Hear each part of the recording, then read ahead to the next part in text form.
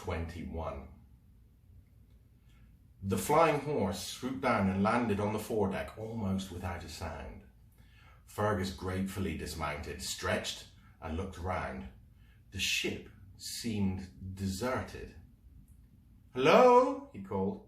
"Hello? Is there anyone aboard? It's me, Fergus." From above his head, high up in the parrot's nest, there came a familiar squawk. "Fergus? Fergus?" Bolivia's voice floated down. "You've come back! You've come back!" The parrot emerged from her hiding place and swooped down to join Fergus on deck. "They've gone! They've gone!" Bolivia squawked, settling on Fergus's arm.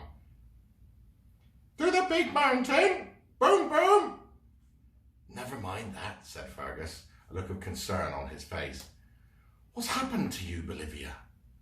The parrot looked decidedly bedraggled. Her wing feathers ruffled, bare patches at her neck, and with several tail feathers missing entirely. "Captain Claw, said Bolivia. "Eat me, cook me, parrot stew." "The big bully," said Fergus hotly. "He doesn't deserve a fine bird like you." He smoothed down Bolivia's feathers. "Here, I've got a real treat for you," he said, and clicked his fingers. The scuttlebug jumped down from the saddle and stood beside him. "What would you say to a bowl of hot chocolate with macadamia nuts?" A cold wind was blowing round the top of the volcano. It hit the hot, smoky air emerging from the volcanic crater, mingled, and caused dark, gold-edged clouds to gather in the sky far above. On the lip of the mighty volcano stood Captain Claw, a whistle in his hand and a metal bucket on the end of an iron chain hanging from his claw-like hook. Further down, where the jungle lapped at the volcano's steep slopes, were 4 pairs of individuals, each made up of a pirate and a child, standing beside 4 tiny potholes. "When I blow the whistle," Captain Claw roared, "the tunnel exercise will begin." He glared down at his crew. Lizzie Blood stood with a length of rope attached to a harness worn by a shocked-looking Sylvie Smith. Horace Tucker tried to smile, his rope held by a yawning Redbeard Spicer, while Short John Gilroy scowled and yanked at Spike Thompson's harness, causing the boy to scowl back. Mouse looked down at her feet. Beside her, one-eyed Jack Woodhead smiled nastily. "When you fill this bucket with fire diamonds," Captain Claw bellowed, the long length of chain jangling against the metal bucket as he held it up, "you are to tug twice on the rope. Your teachers will then pull you to the surface. Is everybody ready?" The pirates all nodded and pushed their children towards the potholes. Captain Claw smiled malevolently and winked at one-eyed Jack, who laughed. Then he turned back to the volcano's edge, placed the whistle in his mouth, and blew. When Fergus heard Captain Claw's bellowed commands echoing far above his head, he groaned miserably. Uncle Theo had told him to offer the scuttlebug in exchange for the safe release of his friends, but once again he had arrived too late. Horace and Mouse, Sylvie and Spike had already been dispatched down the tunnels to carry out Captain Claw's dirty work for him. Fergus crawled forward, the little machine buzzing and clicking softly in his backpack. He had to know exactly what was going on. Before he'd gone far, he heard a noise to his left. There was someone there. Taking care to remain silent himself, Fergus crept towards the noise. He paused, parted the branches, and peered out. Redbeard Spicer was just ahead of him, standing beside a pothole. Fergus frowned. The pirate was feeding a length of rope down into the pothole, letting the rope slip through his fingers. Fergus stared at the rope in horror. At the end of it was one of his friends, Horace, if he had got his bearings right, and this was indeed the glory hole. Just then the pothole gurgled and belched, and a cloud of pungent yellow smoke billowed up into the air. Oh, Fergus gagged. It was the glory hole, all right. Poor Horace, he thought. He'll have to be better than ever at holding his breath down there if... Fergus's jaw dropped as he saw the frayed end of the rope suddenly flick through Spicer's hands. The man made no effort to stop it. Instead, a bored smile playing on his lips, he put his hands nonchalantly in his pockets. "Glory hole away!" he called up to Captain Claw. His voice was joined by shouts of the other pirates. "Big Dipper away! Corkscrew away! Devil's Pot away!" Fergus's blood was boiling. Captain Claw and the pirates had no intention of pulling the children to safety after the iron bucket was full. The ropes were just for show, a cruel joke. No heroics. Uncle Theo's voice came back to him once more. No heroics. With a sigh, Fergus turned and disappeared into the jungle, back the way he'd come.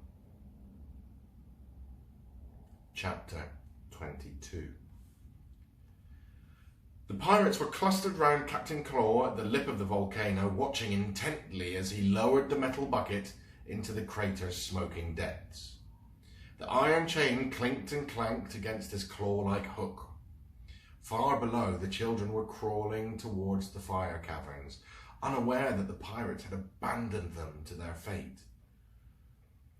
"Scurvy deck swabbers," spat Lizzie Blood.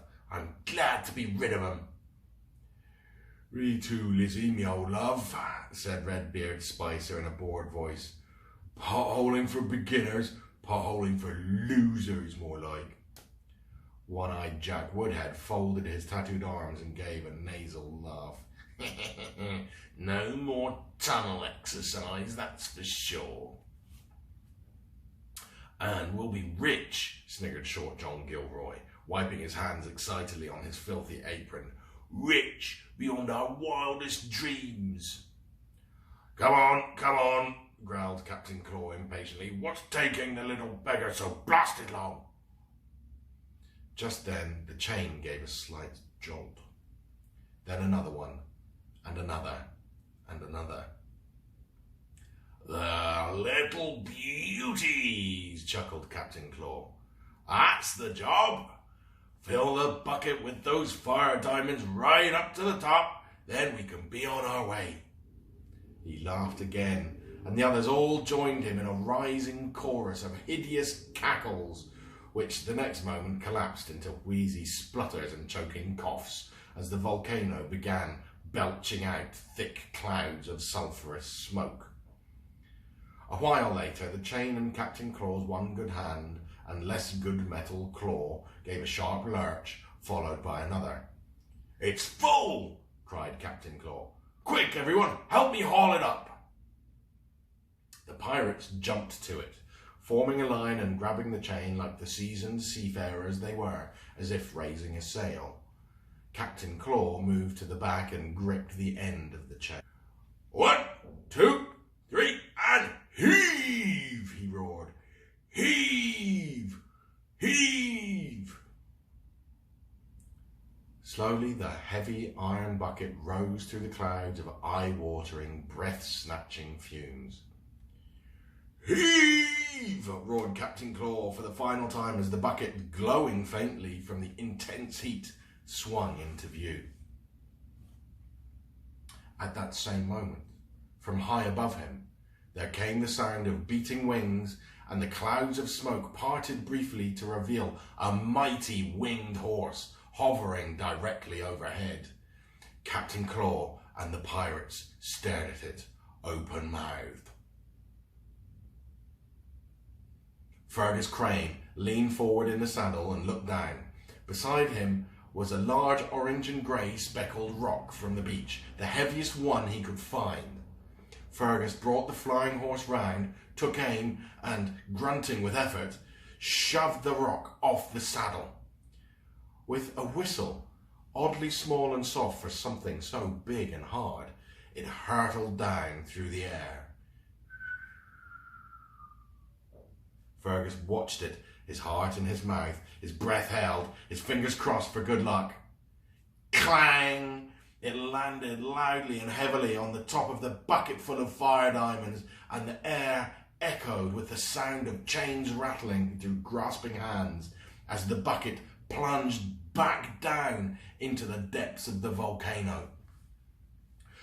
"No!" roared Captain Claw, unwilling to let his precious fire diamonds disappear. He gripped the chain and held on with all his might. In front of him, the other pirates did the same, digging their heels and one wooden stump into the crumbly ash at the top of the volcano. But it was no good. The bucket was too heavy for them. One by one, they were tugged forward to the lip of the volcanic crater, howling and cursing and uttering the foulest of oaths, but refusing to let go. "Hell's haddocks!" howled Redbeard Spicer, dipping over the edge. "By Satan's starfish!" cursed One-Eyed Jack Woodhead, following him. "Heave, blast you!" Captain Claw screeched, his head back, his mouth grimacing, and every muscle in his body straining. "Blood and gunpowder!" screeched Lizzie Blood as she, too, abruptly disappeared into the crater. "Pilchard stew!" cried Short John Gilroy, joining her a moment after. "I won't let go!"